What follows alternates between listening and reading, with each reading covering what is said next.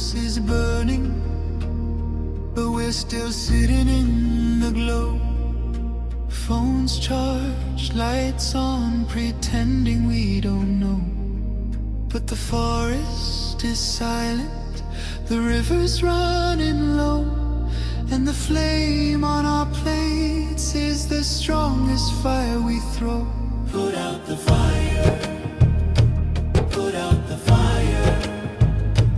Echoes and rise, this is your hour.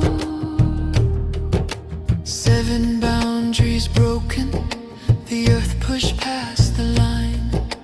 Climate, land, species, fresh water, chemicals, nutrients, oceans in decline.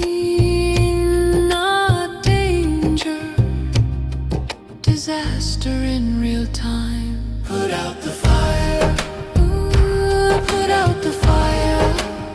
Metafoodians rise, this is your power. And here in India, one truth stands the same. Milk is not just milk, dairy feeds the flame. Cows and methane, fields and forests turn to grain. Politics, culture, carbon, all wired to the same chain. Every cup of curd is heat in the air, every block of butter is a forest repair. It's not a small habit, it's a planetary affair. Put out the fire, put out the fire. Echoes and rise, this is our hour. Energy fixes half the hurt, Dr. Rao made that clear. But food fixes the other half, the half that's burning here. Change the plate, change the land, change the future's atmosphere. Put out the fire, put out the fire. Metafoodians unite, this is your choir. Every millet, every fruit, every sapseed, every bean is water on the wildfire of a world we've never seen. Every oil-free bite is a river turning clean. This is not perfection, it's direction. Not pressure, but protection.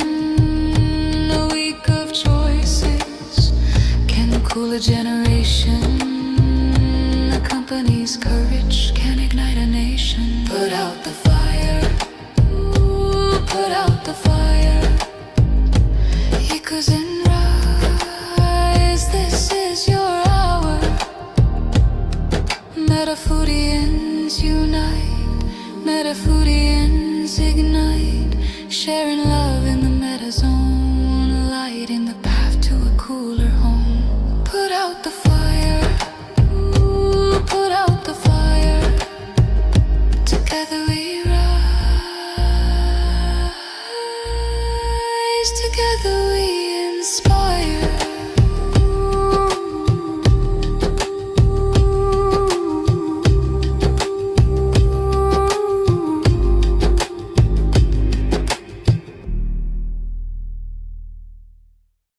Welcome to the Planet B podcast, where truth, transformation, and faith converge. Join us as we flip the script on ecological despair, guided by Dr. Sailesh Rao's vision for a compassionate, rewilded vegan world. Let's begin the journey to the greatest transformation in human history. Greetings, everyone, and welcome to episode 12 of the Planet B podcast. Today, we'll take an in-depth look at the Quaternary Ice Age. Dr. Rao, thank you so much for being with us again. My pleasure. Thank you for doing this in-depth analysis of the book. It's so fun. It's so fun. So now, Dr. Rao, we're going all the way back into a beautiful origin story of humanity. So, Dr. Rao, where should we begin? We have to begin at the beginning. Yeah. 500,000 years ago, we learned how to start fires. So we were literally born during the Quaternary Ice Age as a species. And the Quaternary Ice Age is the last 3 million years, where the Earth has been going through glaciation and warm periods between glaciation.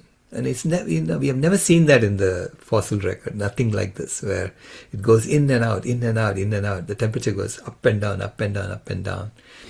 And the difference between the high temperature range and the low temperature is about 6 to 8 degrees Celsius. Okay, and the CO2 levels have been going up and down between 180 parts per million and 300 parts per million. So the Earth has been swinging between these two states. And during that time, she spawned us as a species. Okay? Wow. And gave us control of fire 500,000 years ago. And then 50,000 years ago, she gave us partnership with wolves, who became our dogs. And this is amazing, because the wolves have much keener sense of smell, much keener sense of hearing, much keener sense of sight than we do. So they became our, extra eyes and extra ears and extra nose that allowed us to thrive. Because without them, we couldn't have migrated from Africa to every part of the world and still be alive, right? You would have been eaten by the predators who were there in the other areas. Right. Because we don't hear too well, we don't see too well, we don't smell too well, we don't run too well, we don't even climb trees too well. We need help. That's true. And they helped us. And say, I imagine our ancestors walking across all these ice bridges to go from continent to continent, or getting on boats and rowing. What were they doing all that for? They were looking for a better world for their children and grandchildren, better world to grow in, right? And this was during an ice age. Now again, why did they leave Africa? It was so amazing, right? Why would you leave Africa? Something made them get up and go. We don't know what that is. Again, we see these simultaneously people starting agriculture everywhere. And this is that non-local phenomena that we have observed in the record, where suddenly everybody gets the same idea. How did they all get the same idea? And I say there is something magical in nature that allows us, that downloads into us, saying, here is a new idea, go figure this out. So we walked all over the place. Okay, we migrated. We were one family in Africa. I think of us as, we were all Africans at one point. And we migrated to every part of the world. And then we started agriculture everywhere in the current warm period. That started about 20,000 years ago. It started coming out of the glaciation. And about 12,000 years ago, it went above the glaciation level. So meaning the earth thawed, the North America thawed, and the Great Lakes were formed. And Northern Europe thawed. The forests came back. And that's when we started agriculture almost everywhere. And by starting agriculture everywhere, we stabilized the climate. We prevented the earth from going back to another glaciation in the current Quaternary Ice Age. Mm-hmm. So if you look at the temperature of the earth, and if I were to project it out into the future, it goes up and down, up and down, up and down for the last 3 million years. And then 10,000 years, it stabilizes. And then it's going to stay there forever. Mm. Okay? And that reminds me of my internet connectivity chips. That's what they all do. They go between, they're searching for the right frequency. And then once they find the right frequency, which is the frequency of the other guy, right? There are two chips talking to each other. They have slightly different frequencies when they start with. And they alternate between the bounds. So we know that the frequency cannot go between these two ranges, cannot go outside this. And they go up and down, and then eventually they stabilize. So when I saw the temperature record from the ice core, it reminded me of my internet connectivity work, where the object was to stabilize the frequency. The same thing was happening here, is stabilizing the temperature. So it's And very that, fascinating to see all those things that have gone into this getting to this moment. yeah, in the infinite work, we were talking about locking. So locking the master and the slave, that's the kind of language we were using there. There's a master frequency, which means that chip says, my frequency is what you need to pick up. It's not my job to pick up yours. You pick up mine. So it keeps sending data at the same frequency. And the other side is trying to lock to this master. And once it locks, then both of them will have the same frequency and then they can communicate. That's how we did the design. And here we are locking onto nature. Mm. And we have to lock onto nature and stabilize and know who we are, and create a civilization that's in alignment with nature. And once we do that, everything stabilizes in the Quaternary Ice Age. And the Ice Age is literally over. So our species is now able to get the Earth out of an Ice Age and stabilize the temperature for the foreseeable future.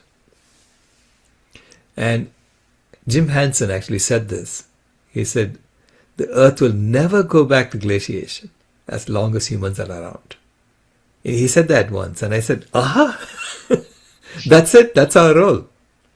The Earth will never go back to glaciation as long as we are around, as long as we are thriving on this planet. Because why would we let a mile of ice grow on top of Chicago? Wouldn't happen. It won't happen, right? We are going to figure out how to stabilize it and maintain it.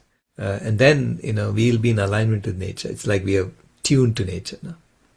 In this chapter, you talk about, our thumbs. Why are our thumbs so important, do you believe, as humans? Yeah, the opposable thumbs allow us to manipulate materials. It allows us to develop technologies. Other creatures are not able to manipulate materials as well as we do. So it's like the outer world, right? We can manipulate and create tools better than anyone else. And we needed to do that initially just to protect ourselves. So imagine that, she gave us opposable thumbs, and then she took away our sense of smell, our sense of hearing, sense of sight, or basically we got self-selected. Because we know from the fossil record that we were down to a few hundred of us at one point in time. About 70 to 80,000 years ago, there were just a few hundred human beings. So that's what the genetic analysis is telling us. All 8 billion of us came from those few hundred, from 70 to 80,000 years ago. So those few hundred human beings, had very poor sense of smell, very poor sense of hearing, very poor sense of sight. And you say, how come they are the ones who survived and not the ones who had better sense of smell? Or maybe the others had even worse. I don't know. Okay, but because we have this poor sense of smell and sight and hearing, and we don't run too fast, we don't climb trees too well, we had to build weapons to protect ourselves. And we could do that with our opposable thumbs. We had to create sharp objects out of blunt objects. So all those weapons that we created, that's the beginning of technology. So technology to me is an outgrowth of defense mechanisms that humans had. And now that technology has to be deployed to stabilize the life support systems of the Earth. And we have all the technology we need now to do that.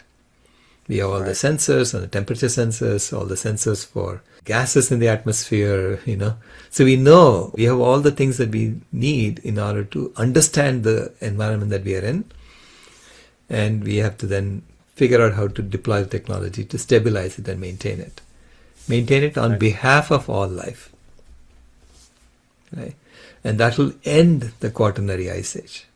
It's only if humans disappear that there is a potential that the Earth could go back to another ice age again, and another glaciation again. There's a potential. I don't know if it will happen or not. Okay, it's possible that the Earth may become Venus if humans disappear. So between those two, we have this midpoint, mid place where humans are around and we are stabilizing the climate and we're maintaining it. And that's ideal for all life if we did that. It's It's really fascinating because Mother Nature, over could be millions of years, got us to this point by us spreading out, by the animals spreading out to where we are all over the earth, to then get us to that stable state. Like it's almost like billions of years have gone into where we are currently to go onto this planet B. Correct, yeah. And I imagine the Earth is figuring it out, saying, what do I need to do to stabilize this? Saying, okay, this particular species. Yeah. I even imagine, whose Earth? I think of the Earth as other life forms, right? Meaning, if you were to externalize humans and separate them out from Earth, even though I say we are a part of Earth, we've always been a part of Earth. The intelligence on the other side is really all the animals and the trees. Mm. And so they are figuring out how to use this species to stabilize the climate, right? So I'm even thinking of, working with a friend of mine to write a story like that, They are figuring out how to use this species to, to stabilize it. You think you're the boss? So anytime you think you're the boss, there's someone over you, right? Yes. Besides the humans spreading out to get to this point, what are some of the other things that have happened to get to this potential opportunity for a stable state? Humans migrating, and then the animals helping us, like the wolves becoming dogs. And I think cats are basically, they're just coming along for the ride. Whereas the dogs actively help us by they bark when they tell you that something is happening near you. They warn you about danger and so on. And the other animals, they helped us with agriculture to begin with. Right? So all the domesticated animals that we used. I mean, we think that we control them and we use them. No, they helped us. I look at it the other way. The animals are in charge. If you look at it as animals are in charge, they're helping us to get food so we can heat up the planet. And animal agriculture, as I say, is the leading cause of climate change, right? So we'll go into that later. So my analysis is showing that animals have been doing a lot of this co-work with us. And now they're trying to wake us up, saying, you don't have to be like a zombie, and keep going in the same direction, heating up the planet more and more and more. You can wake up, understand your role, and realize that to stabilize the climate, you have to start being kind to all life. You have to start being kind to all animals. You have to basically bring back the wild animals. This was a temporary phase where we killed wild animals off and we created this domestic animal growth, right? So it's like a growth of a few species. We just grew them like crazy. And by just not growing them anymore, not bringing them into this world to live a life of suffering, really, right? Why would you do that? And returning them back to the wild state that they were in, that will allow us to stabilize the climate and to maintain that. That's what the science is telling us too. To me, it's always been mutual work that we've been doing with the animals. So they are co-conspirators in this stability project, okay? So you have to acknowledge their role, thank them for it, and say, now we know how to maintain it, so you don't have to suffer anymore. You can go back to your wild state. Right? So the dogs can become wolves again,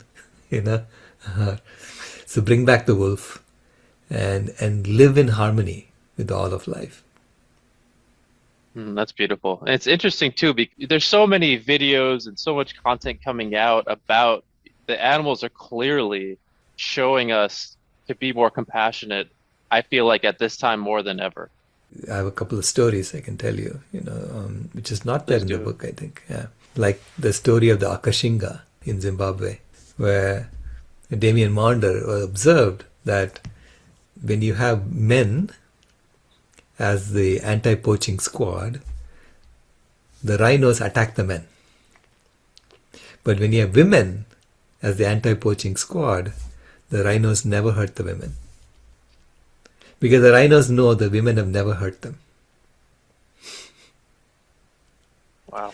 So you can live in harmony with nature, with the wild animals, if you don't go around hurting them. And why were we hurting them before? Because we were scared of them. Yeah. But now we have the technology to know exactly where they are. Right? If Google can track 8 billion human beings, we have the technology to track 100,000 tigers or, few 100,000 wolves or whatever it is, a few million wolves. We can track them. We know exactly where they are and we can avoid them. And we can make sure that they have their food, and they're living in a thriving environment. And we can stay safe without having to go around killing them. As a way of staying safe. So we can build these systems, put them in place that allow us to thrive along with the wild animals without having to do lethal conservation. Right. Right. So there is a whole book on compassionate conservation, which explains how we can do that. In this chapter, you state that life is once again seeking to increase in complexity in order to overcome the challenges. Can you share more about that? Yeah, as the challenge is at the inner edge of the habitable zone, how do you thrive? Okay, how does life thrive? Over the last 3 million years, life has been going in and out of this thriving state. It thrives for a little bit and then it goes into an ice age where most of things are dead, right? You're all frozen. And imagine that, right? So if the temperature goes down by 8 degrees Celsius from where it is today, species try to migrate. When they migrate, they compete with each other. So they kill each other off. There's a lot of suffering that happens every time you go from an interglacial period to a glaciation. There's a lot of suffering. So we've gone through that suffering for hundreds of times, right, over the last 3 million years. And now Earth is saying, let's figure out a way in which you don't have to go through that anymore.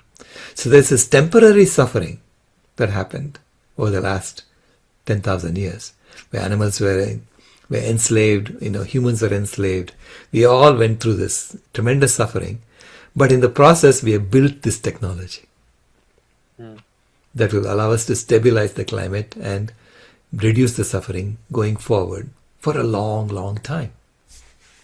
So I say life fundamentally tries to find a state in which suffering is minimized. All of life, when you look at it, that's the way it works. And to do that, it had to increase in complexity. And that complexity is what we brought with technology. So I'm trying to tell a story in which we belong exactly as we are. There is nothing wrong. There is no one to shame, no one to blame. We are who we are. And all life, everything accept it as is. And let's move forward, knowing that you belong, right? Let's move forward to create a thriving planet. That's beautiful. And the next episode is how did we heat the climate? So we'll check that out on the next one. Thank you all so much for joining us and have a wonderful day. This has been a podcast from Planet B, where tradition incorporated the compassion upgrade. If you haven't moved here yet, we thank you for visiting.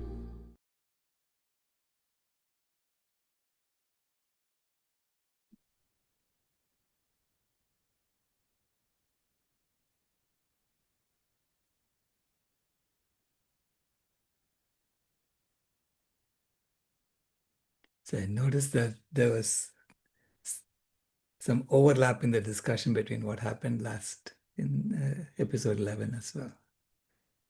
Yeah.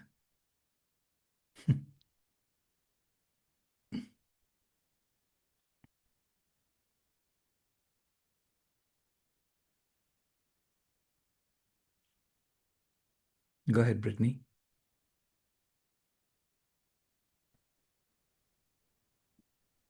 Thinking about how if veganism is going to lead to less of a CO2 rise, should we, for Planet B, prepare for a cooler world, more ice, and all that than what we're having right now? Uh, well, um see, the cooler world happens not just because of CO2, but also because of the radiative forcing, right? And we have currently overwhelmed the natural variations. So I don't know if we will let it go back to the way it was. In fact, why should we? So we have control over that. That's what I mean.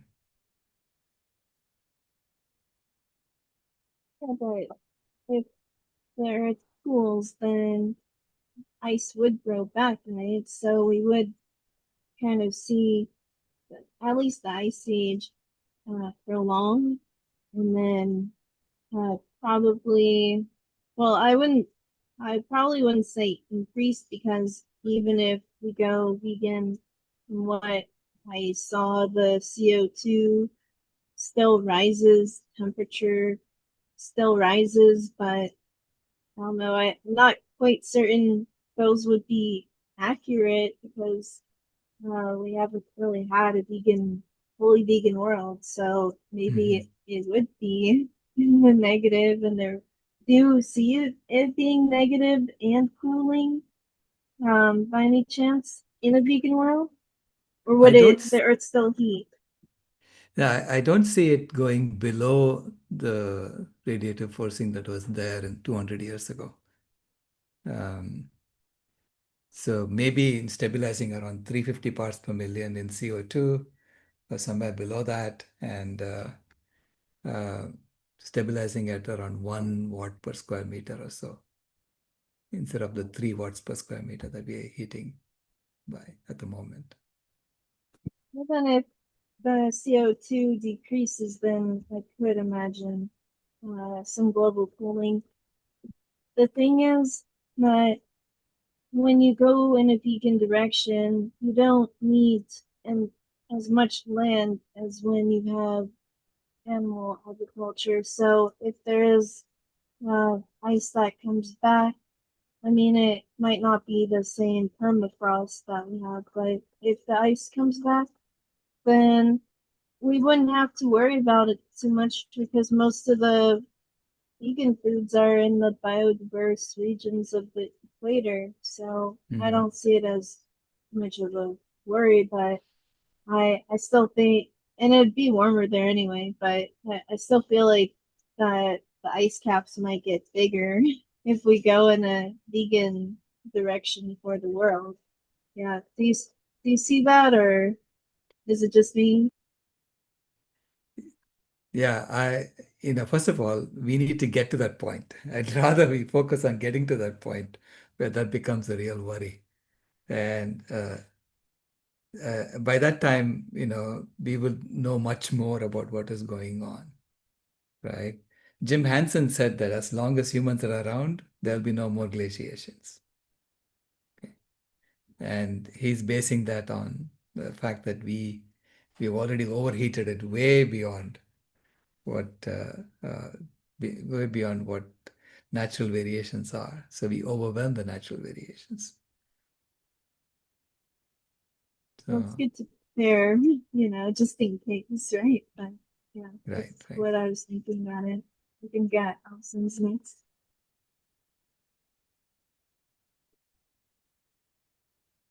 Go ahead, Allison. Yeah, so this is the second time I'm hearing about compassionate conservation. Hmm. And when I hear the term, I automatically respond physically. I like it.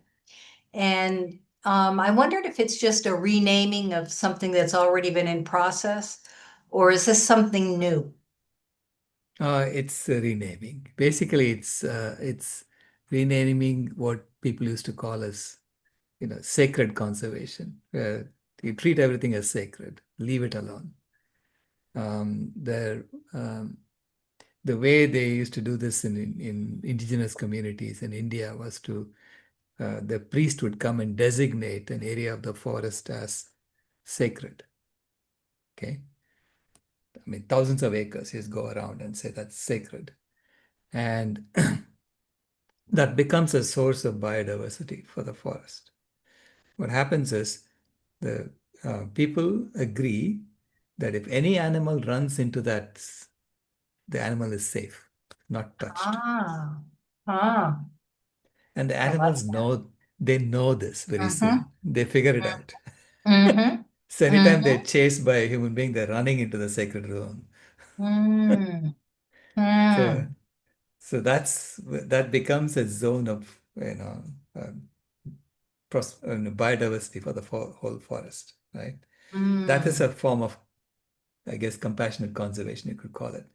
But Yeah. there, people were still they were using animals in that. But when we have the abundance, we don't need to use animals anymore. We don't even have to chase them. We can designate most of the earth as sacred. Yes. Mm-hmm. Right? Yeah, and getting to that where most of the earth is sacred, we need to also build these corridors so that the animals have more freedom, connect these sacred zones. Correct. Yes. Mm-hmm. Correct. Yeah. Mm. That's inspiring. Thank you for that. I Yeah. was fascinated by the Akashinga story. Hmm. That's Right. so beautiful. Yeah. Right. Uh-huh. The Yeah. animals are smart. They know. They know. And so they don't, so they figure it out. Mm. Mm. Thank you. Yeah. Brown? Yeah, in meteorology, there was a lot of thinking about the hypothesis of the Earth as a living being, Mm. like the Mm-hmm. Gaia hypothesis. That fits in very well with what you're saying, I think, about the Right. role of women. It's much more extended as you made it. It's beautiful. Yeah, Yeah, this is what excited me about the results I was seeing, that the patterns all begin to make sense, and the Gaia hypothesis becomes more and more of a validated hypothesis. yeah, Yeah, right? And you realize that there is so much more intelligence than we are giving credit for. yeah, Yeah. So I'm excited about writing this story where it's the animals are using us. yeah, yeah. Mm. Animals are farming humans, and they're figuring out how to get the humans to do the right thing. And is the earth guiding us also? I guess the earth itself. Well, to me, the Oh, animals are, it's the earth really. It's really one single process, right? mm, yeah, And we are part of the earth. And so the animals guiding us, meaning it's telling the story of the larger intelligence, yeah. basically helping us along. Yeah. What I learned yesterday from you was also that the Milankovitch curves are also due to the earth, in a sense, Right, the wobbling of the earth and right. and the albedo, which I didn't realize. That so the earth needed the glaciations and those glaciations to test out what is the best zone to live in, or Could be. yeah, Could be. And yeah. said, okay, I want the upper zone, not the lower one. Then they had to develop the humans to figure out Right, what it right, was. So that's right. amazing. Yeah, It's amazing. It's yeah. Thank you. I have a question. sure. I picked up the piece about animals being no longer domestic. I Mm, think even more difficult than getting people to eat just plant-based. I think will it be to give up on their own little dogs that they have at home that are mm. totally domesticated. Right. So how do you see that? Uh, Especially in this area where we live, there are a lot of single people who are elderly, and their dogs are their oh, everything. yeah, yeah, yeah, Yeah. yeah, yeah, yeah. No, no, I don't expect that to change right away. But Uh-huh. eventually you will see the way I look at, what happened to me. Initially we had two dogs. Mm-hmm. Then I didn't want to have dogs to. um, basically support my emotional well-being, right? This is what they were doing. And said, I don't need them to do that, right? And then you begin to realize that you're aware of the wildlife around you, and then the wildlife are already connecting you with nature. You don't need a dog to connect you with nature anymore. Okay, so they've done their work already. Okay, once you begin to be in tune with wildlife, and wildlife has to come back. Okay, you cannot keep diminishing wildlife, right? So, uh, So that's so in it's competition? These two kinds of animals are in competition? no, we took the wild animals and we Yeah. domesticated them to be our companions. Mm-hmm. And initially, they were lending us their sense of smell, sight, hearing, and so on. And now we don't need that anymore. It's not about using them for some enhancement or sense enhancement for us, right? Mm-hmm. And so we can return them back to the wolves that they were, or bring the wolves back. But maybe the dogs also need us, Right now they do, yeah. the cats. So Yeah, the cats do. Yeah. Okay, yeah. thank But they you. were in their wild state at one point, right, before they did this joint project with us. Mm-hmm. Yeah, Yeah. thank you. Toby?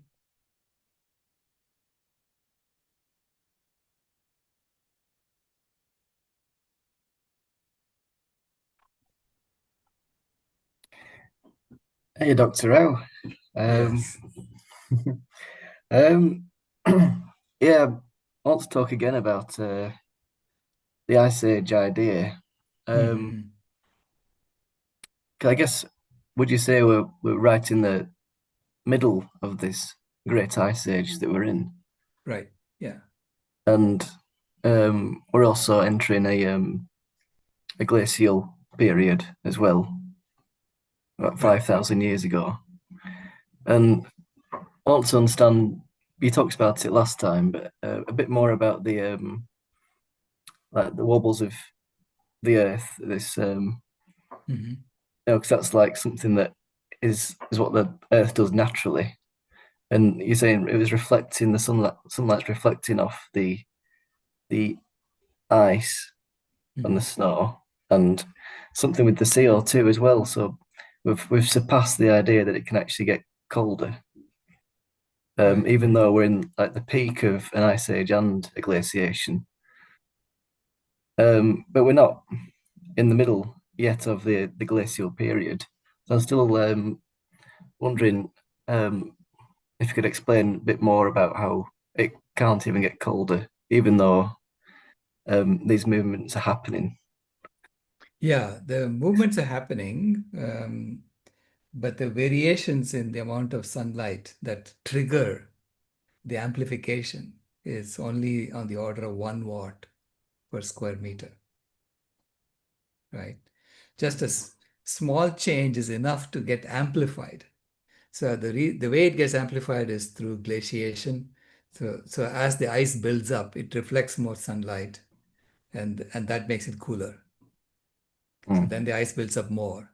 So it keeps going until some point it stops. It cannot grow anymore. So that's when you have a 8 degree Celsius, 8 degrees Celsius less temperature worldwide. right. So the global average is 8 degrees Celsius less. And and and then most of North America is frozen, most of the South is frozen, and you only get greenery around the equator, Mm. And right? with you're saying the sun heats up 1% every 100 million years, Correct. Yeah, and we've done 2% in 200 years correct. through radiative forcing. Yeah, we have, by increasing the greenhouse gases in the atmosphere, we have caused the heating on the planet to increase by 2%, or the amount of energy that the planet is getting from the sun has increased by 2% in the last 200 years. And normally the sun does that in 200 million years. And that's what's made it impossible for us to go into this glacial It could period, be, yes, yeah. right? That's the one that's overwhelming, the Mm, variations of the sun. right. I think I understand it a bit better now. There's so many things to think about, the fact we're Yeah, getting closer to we're in the inner habitable zone of the sun, yeah. inner edge, the habitable zone Inner of the edge of the sun. habitable zone around the sun. It's also getting hotter at the same time, Right. and we're also creating heating gases, and so many things to think about, and it's hard to Right. understand. But yeah, that's Yeah, why the it's good the to. diagram you have behind you is from the IPCC fifth assessment report, Mm, and they were showing. So the blue bars represent the extent to which ice was found.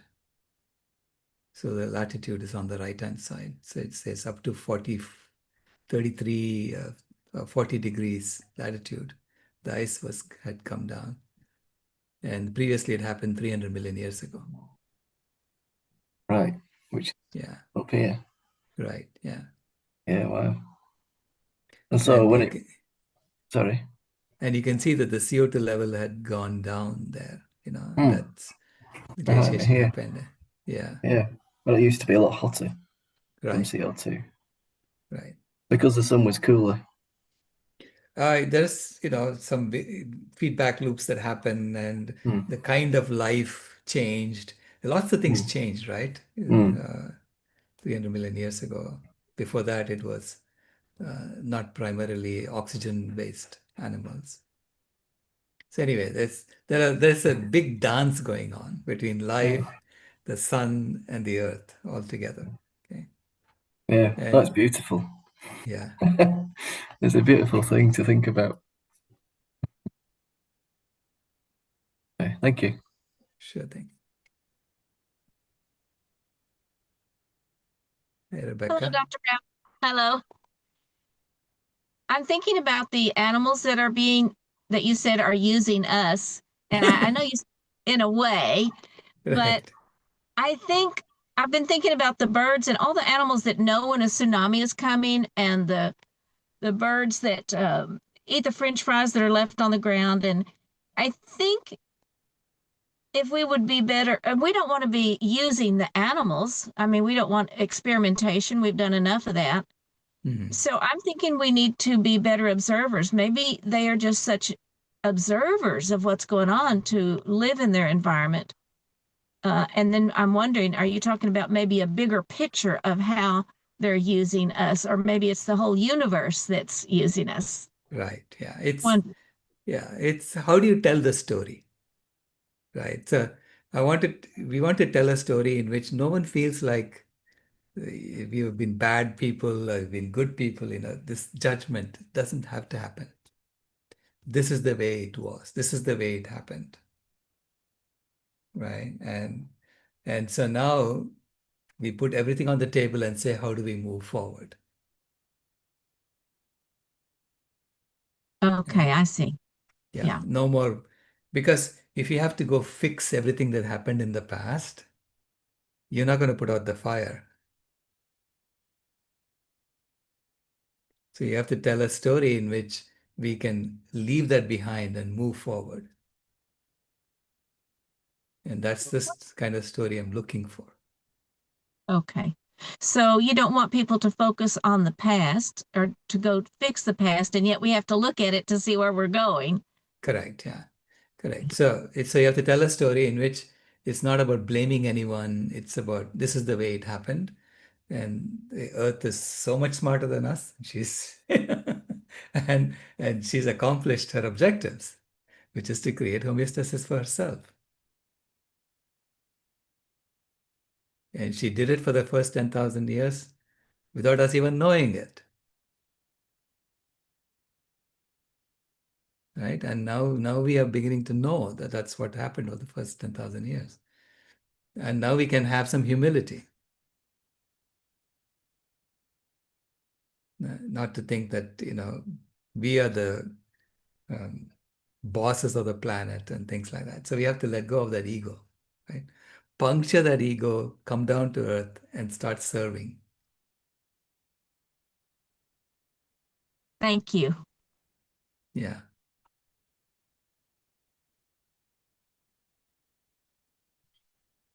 I got pulled in. Okay.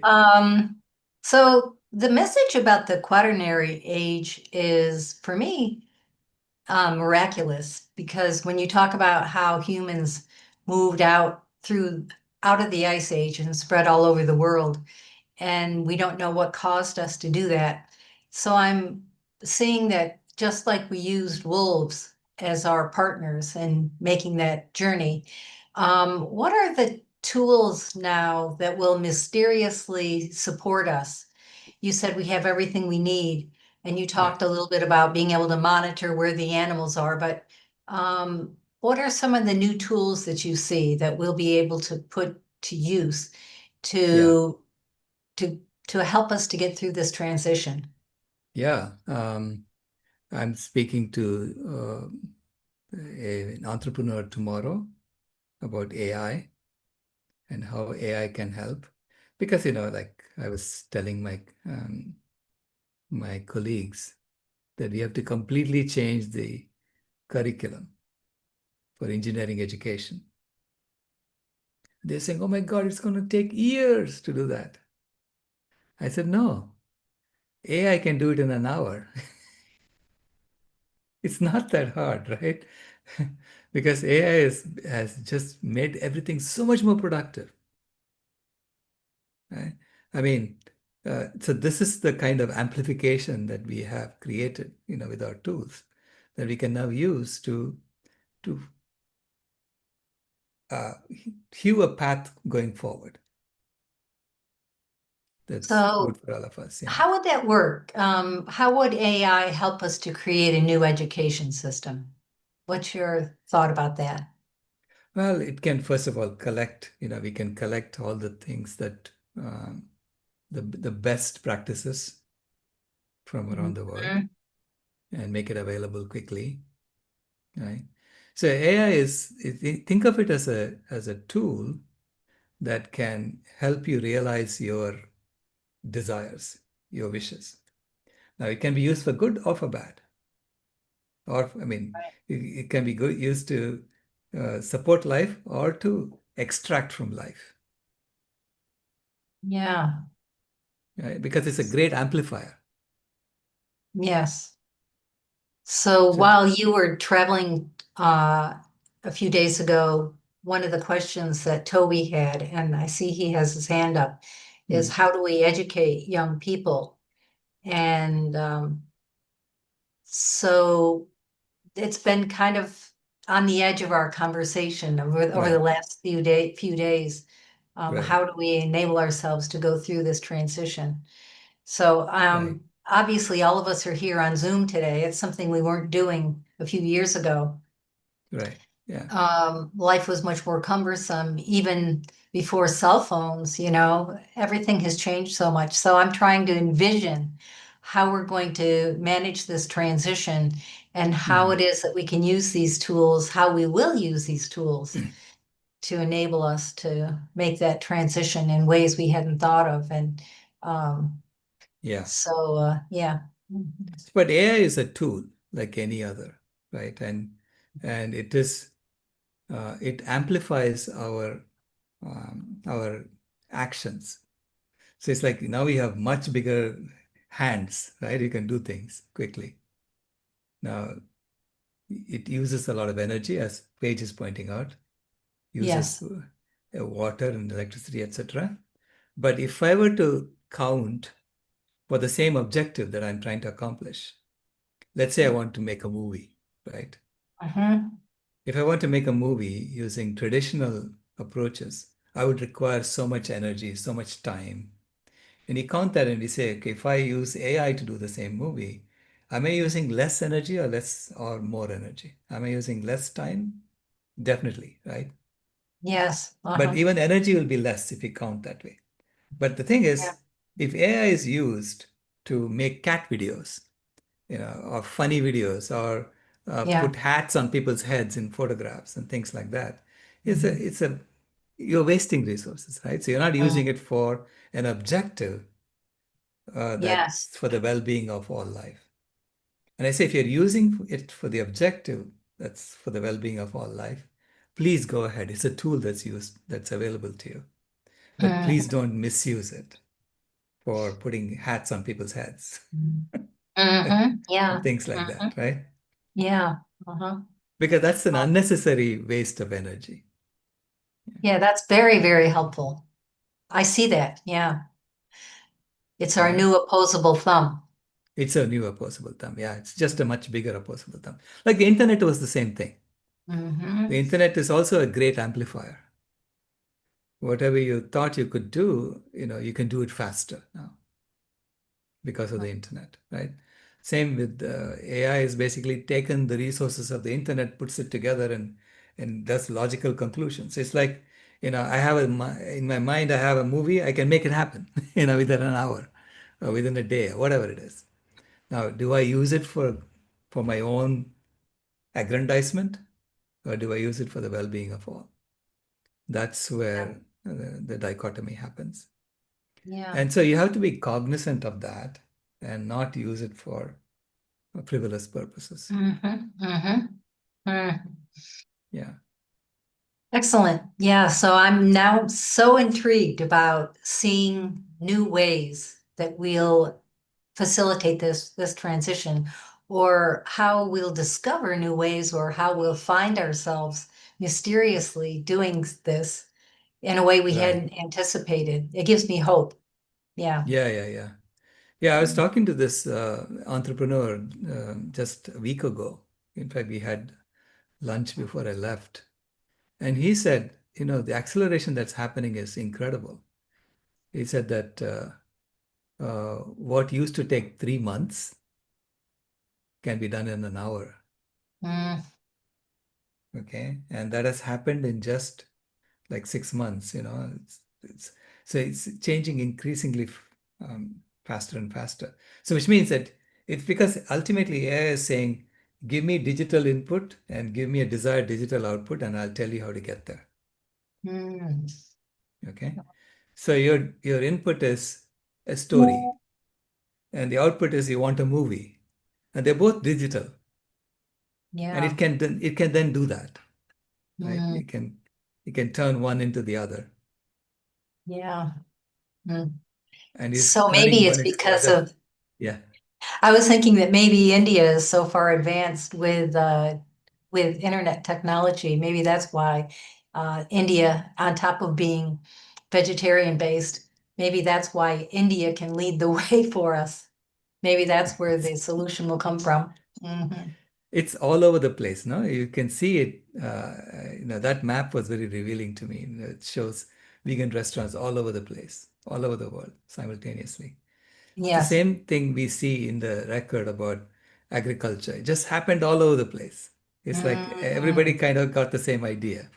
Uh, yeah. So what made people get up and migrate all over the place 50,000 years ago? We don't know. Mhm. Mhm. Good conversation. Thank you so much. Sure.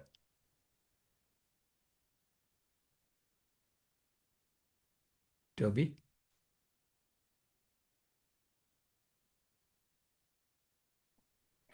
Hello again. Um, the question I have, I actually really started talking about it just then with Alison. You were saying about misusing AI Mhm. and using resources just to make things just for fun, which aren't actually helpful or useful. Right. I think you can put both together, where we can learn in a fun way. And since I've been researching about what it is we're talking about, I find it so fascinating. Like you could be listening to sci-fi stuff or some Talking about an ice age and all of that, which we don't even talk about, but it's like something that you don't really believe to be true until you see the science, and I do believe, I don't know if you want to talk about it now, but I heard you saying that you have a potential film that will be coming out, which is educational but also entertaining and quite funny about um, the idea of animals actually helping us and they're in charge kind of idea. Yeah, they're in charge. Yeah, that's the idea. They're in charge, and they're sort of plotting with each other, and you know, the dogs are sending messages to each other. Hmm. That's why they go outside and bark and stuff. Yeah, they're the spies. And they're getting concerned that this is not waking up fast enough. Yeah. Do you have you started on that already? Do you have a release date for it? Or No.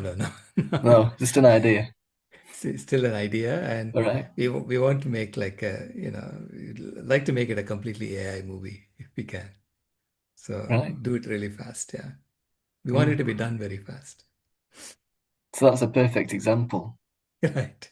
Yeah. Leading by example. It's great.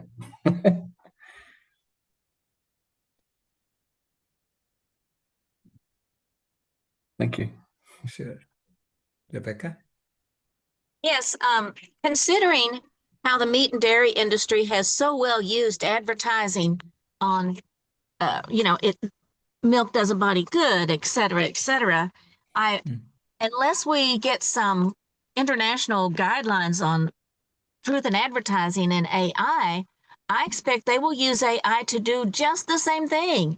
And Right. so, do you think we maybe need to beat them to it? I mean, maybe put all of our energy into advertising our AI or Mm. our view, because we already know things are being twisted and anything can be made of AI. So I mean, doesn't that kind of scare you a bit? Well, yeah, no, but it's also causing the younger generation to be very skeptical about everything they're seeing, right? They don't believe anything. And so you need to somehow cut through the clutter to reach them, to reach people. Because AI is now making, like, they can take your voice, take your face, and make you say anything. So you don't know which is true, which is not true, right? And that's the kind of fakery that's going on. Right.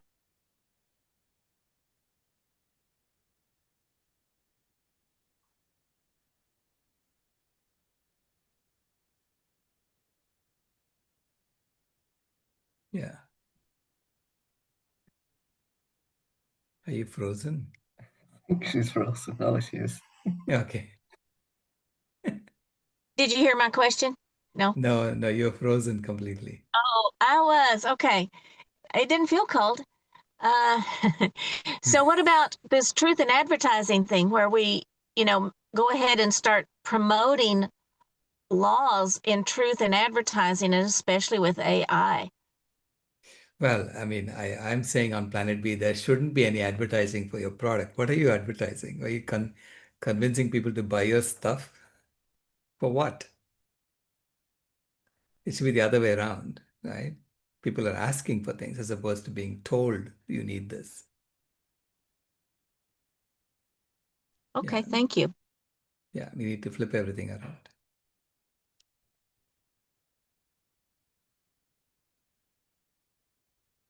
Go ahead, Brittany.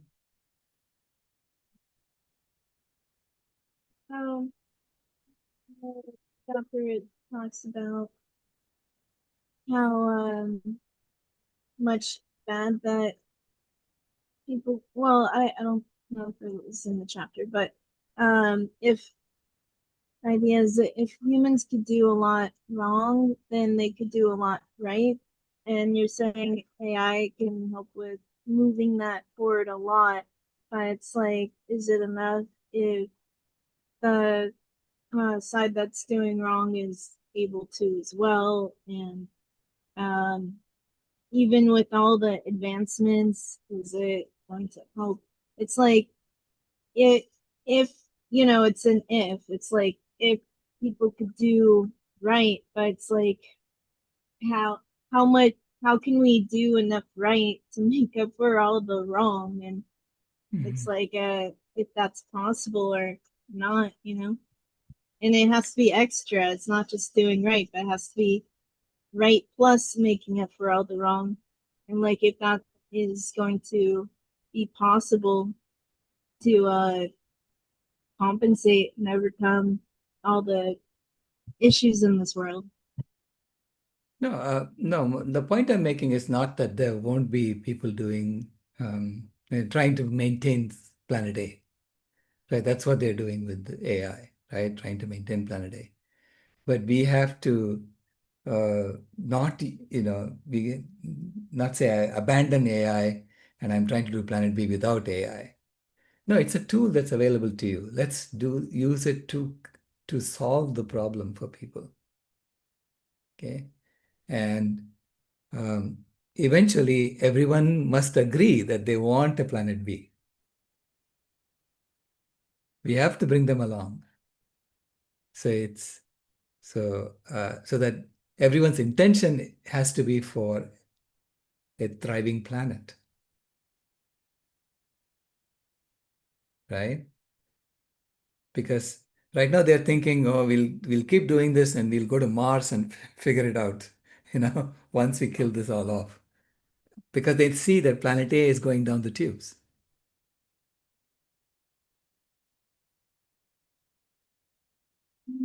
So I'm saying focus on the solution, focus on using every tool that's available to you to build the solution. And make it clear to everybody that you're trying to solve the problem for everyone, not just for yourself.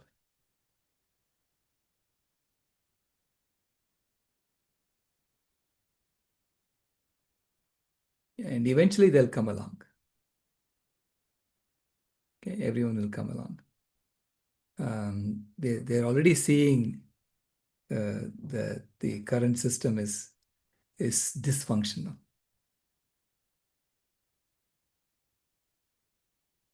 So we don't have to do much about that. We don't have to even advertise. It's already happening. They're saying it's dysfunctional. Now we want them to get to the point where they're looking for a solution. They're looking for a solution that's valid.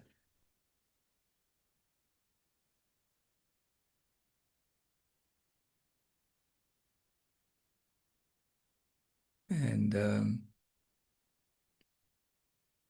so as long as we are sincere about this, people will come.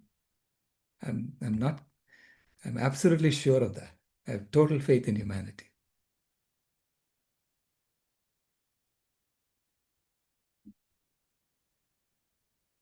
Yeah, it sounds like it's not about the technology, but how it's used. So even though technology can be there and cause problems, if people switch over to doing good, then it can overcome the bad, and then you're moving in the right direction to do more good. Correct. I kind of want to know more about the whole curriculum you're building and the difficulties of it, but I know that it's way past this live stream, but I hope to hear about it more one day because it sounds like it seems like a lot of people are building curriculums these days. It's like for veganism because the whole education system. Well, education is where it just starts. Right. So it's about veganism's a philosophy, so it's a mindset.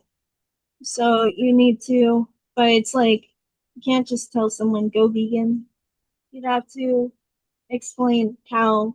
So I don't know. It to me, it's like well, we have these tools. I don't really feel like AI is advanced enough to really tackle the bigger projects, but I only use the free version of AI, so maybe it can. I think also it's like I don't think I could keep up with the pace of the AI, so I feel like even if the AI could handle it, it's like can we? So a lot Yeah. to it, but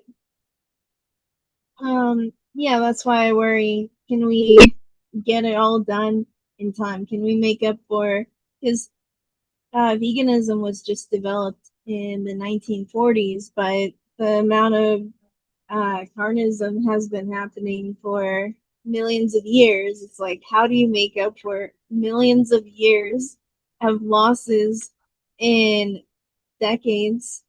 And so I think that's where everything's at. But the difference is we have technology that wasn't around millions of years ago. So we can take a faster pace that can uh, be the equivalent of maybe a million years of progress in a very short time. Like, as you say, maybe, you could do months or years of work. And so maybe in the future, it might get to the point where it could be a lot faster. I think what you're talking about, if we get to that point, is the imagination age, because I feel like in the imagination age is where you could finally live out Planet B. It's like uh, you're living in it. You don't have to work on creating it or anything like that, which is what we've been spending a lot of time on. And so right now, I still feel like right now we're stuck in the information age, but we're slowly, well, we're starting to uh, rapidly grow into the imagination age where we don't have to do work and everything gets done, and we can just live in the creations of our own success. And so I think that's where you're probably hinting at, right? Like the imagination age where everything we think of something, it'll just get done and then we could just use it, right? Well, it's a productivity tool. All these tools that we are building are productivity tools, and I mean we need AI right now because it's not an information age; it's a disinformation age. There is so much disinformation. There's a lot more disinformation than actual information. So you have to sift through the disinformation to find the information, and that's what AI is helping us do, right? Because it's looking for consistency. Uh, and simultaneously, people are using AI to create consistent disinformation, which makes it harder, right? But if we weren't lying to each other in order to figure out an advantage over the other, if we weren't in this mode, we would not have all this disinformation. I don't know And about that because I would say of anyone, I probably work on the most like information filtering to create the sources of information, the references to work off of. And when I work on these the databases on my own, when I talk to an AI about it, they tend to say something that is not true, and then they'll stand behind it and then tell you to do it. It's like, as you said, AI is just a tool. You kind of have to know what you're doing first. right, Have all the information in your head so that you can compare with the AI. You can't just rely on the AI because it gets it wrong, and humans get it wrong. So it's kind of like the chess games where it moved from people to like the AI to using both. You kind of need to do both as a team, where you have to have a baseline of understanding, and then you would double check with the AI to see if it gets it right. So for sure, I don't think the AI is like quite there in terms of accuracy of information Mhm. to truly depend on it at this moment. Um, I mean, what it does is it acts kind of like Wikipedia, where Wikipedia can have as many errors because anyone can write into it, but it might provide some inspiration, might provide some insight that you didn't know about before. But the problem is when the AI, because AI gets it wrong, you have to double check everything that it says. And so if you're double checking everything that it says, you're still doing all the same amount of work as you were doing probably without asking it. So yeah, it's kind of hard. So that kind of worries me if we use the AI for education because of its inaccuracies. That we would need something else to be standard by which the AI could probably be a supplement to it, but it can't be the whole thing as of this moment. Yeah. That's what I have to say about that. Okay, thank you. Toby, and then we'll probably close it.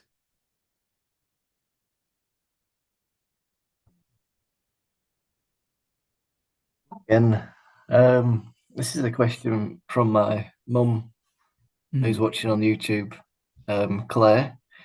She's asking if you've considered making a children's movie to spread this message. Yes, we have this animation with Viga the cow. We saw a bit of that in there, and so we made a couple of those in the last 4 or 5 years to reach children and to reach children of all ages, really, because it's a fun character telling the story. Yeah, we want to do more of that, and again using AI as a tool to create more such content. Because initially we did it with artists doing it, and it's very expensive.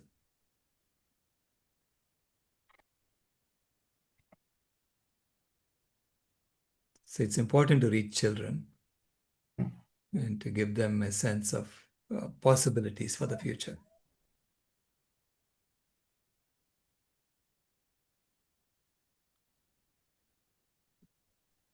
Yeah, there's a comment Sorry. from Rebecca in the chat that there's also vegan Ivan video. Yeah, that's a good one. Vegan Evans video. Yeah. There's Vegan Evans video where it's a 5-minute video, I think. It talks about the impact of animal agriculture on the environment. Yeah. I think Amit actually has the 1 minute Vig the Cow video. Yeah, I put it on my playlist now. I'm going to play. Okay, go ahead. Go ahead and play it. Then we can stop. And so we'll repeat the same thing this evening. And also tomorrow, please join us for episode 14.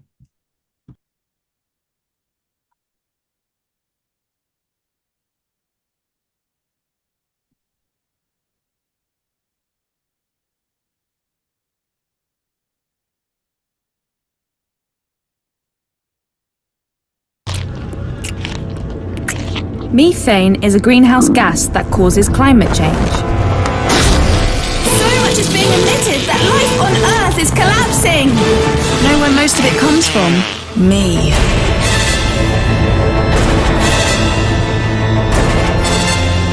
But it's not my fault.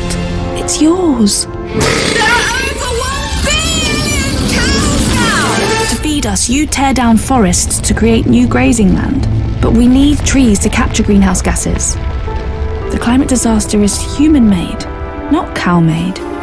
But you can slow it. You can stop it.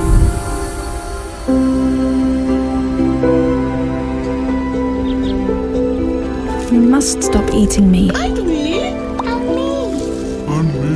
Me too. A plant-based diet is good for all us animals and the climate. You can make a difference.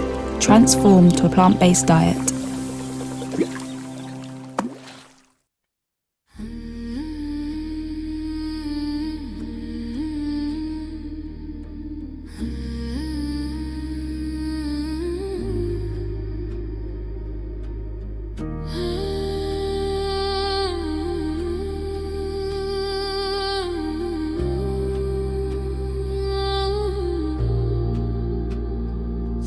furnace is burning, but we're still sitting in the glow.